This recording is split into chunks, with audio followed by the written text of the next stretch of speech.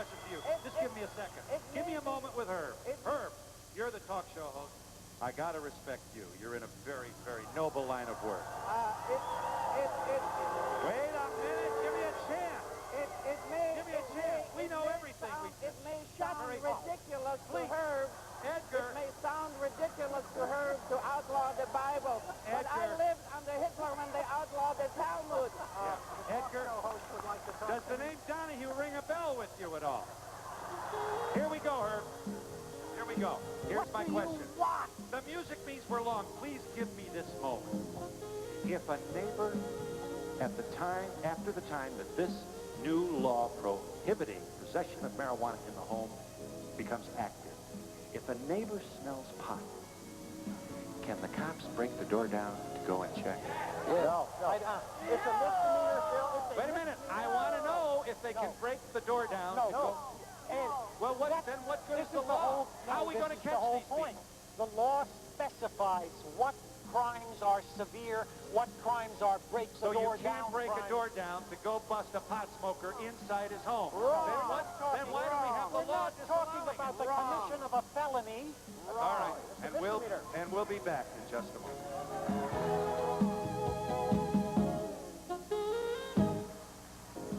High Times is the magazine of which Stephen Hager is editor. Look at your 1975 cover here. This was when Alaska decided that if you're going to have 4 ounces in your home, in the privacy of your own residence, that it would not be illegal.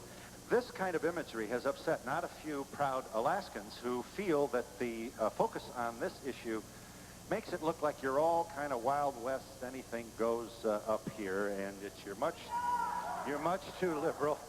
And there's a lot about Alaska that doesn't have anything to do with pot smoking.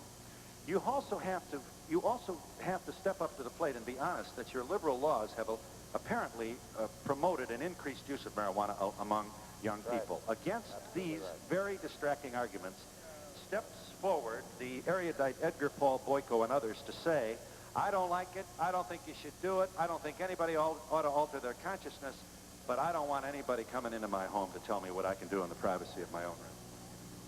I have 2 points, and the first point is that you out there saying they're going to smoke it anyway, why not legalize it? Well, if you're going to legalize pot, why don't you legalize coke and all the rest of the drugs that we're going to do anyway? My second point is, all of you are so worried about the cops coming into your homes.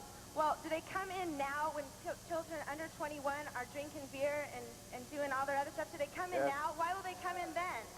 Yes. I'd like to ask Mr. Boyko what he thinks the chances are that the state Supreme Court will overturn the law. I would say that there is every right to expect that they will. Nothing significant has changed since the Raven decision. I think the legislature recognized that. Edgar, will you bet me $1,000 on that? Will you bet me $1,000 right now at that point? Over here. Over here. I just wanted to say that I'm a school teacher, and in school we teach our children that drugs are very harmful and hurtful. Then when they go home and they see mom and dad using them, what are they going to think? Our future are our children, and our future does not look bright if they're brought up on pot. Yeah, but it's okay to watch whiskey, huh? Watch some booze and smoke and chain smoke. That's okay, right? And drink booze. Yeah.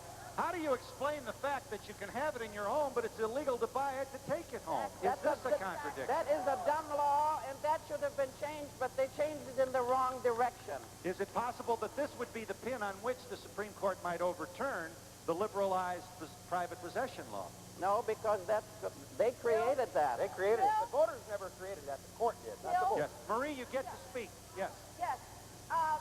The court indicated that at the time they decided this was okay to use, it was because it was less than 1% THC. It is now 15% here, and the use at that time was such that it was not considered dangerous. However, Go ahead, Marie. However, privacy, they made it very, very clear that if that changes, this law should be changed. Also, privacy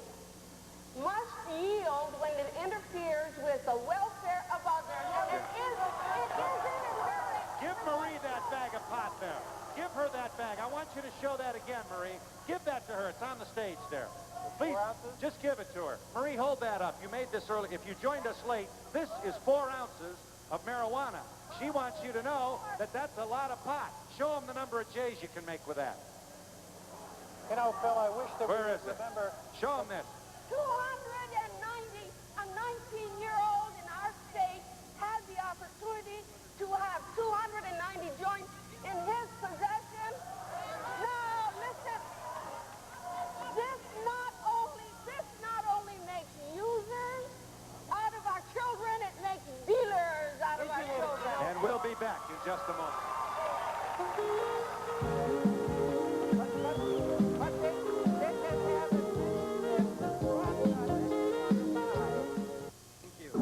Today, the Associated Press reported that all states must suspend the driver's license of all convicted drug offenders or risk losing all federal highway funds under new legislation for President Bush. This includes marijuana. What do you got here? You got a pot of...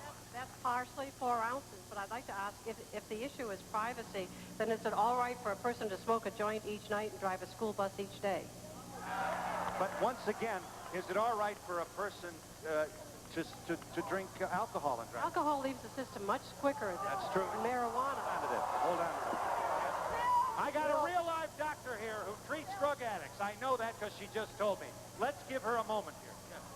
Phil, this is a hoax that they're perpetuating that's saying that this is a safe drug. It's toxic.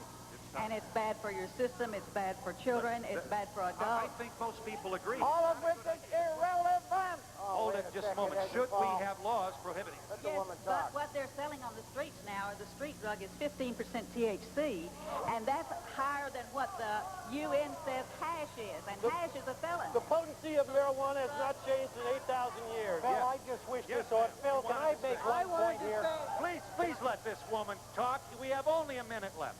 I wanted to say there's a word that's missing from this whole conversation, and it's lack of responsibility by the people who are using anything. Phil, can I make a point?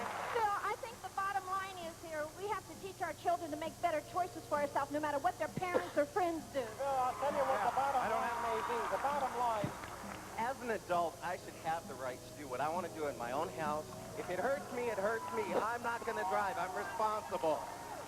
Phil, I'd like to make a point if I can make a point. The natives with alcohol, let's don't do it with marijuana.